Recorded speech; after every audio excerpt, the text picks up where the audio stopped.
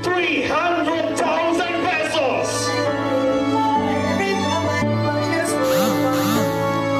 Hey guys, alam niyo yung ginastusan na siya ng sponsor at Team Kalingap, tapos mag-uuwi pa siya ng ganyan kalaking halaga, 300,000.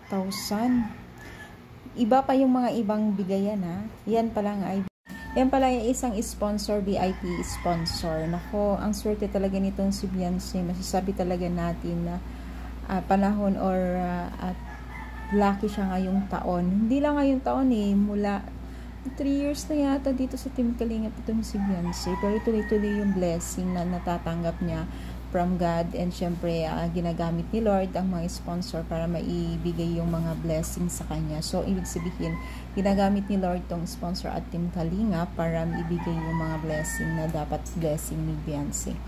Ang maganda dito ay syempre pinapayuhan din nila itong si Beyonce na maging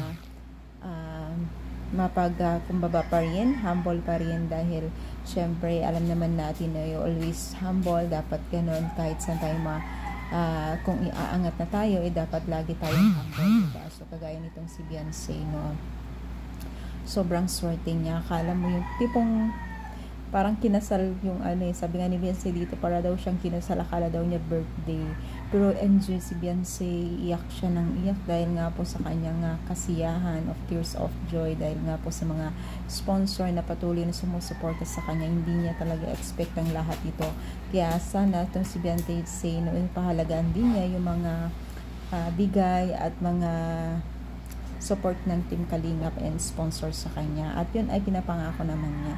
Kaya congratulations kay Beyonce dahil patuloy pa rin po na natatanggap ng mga blessing, di ba?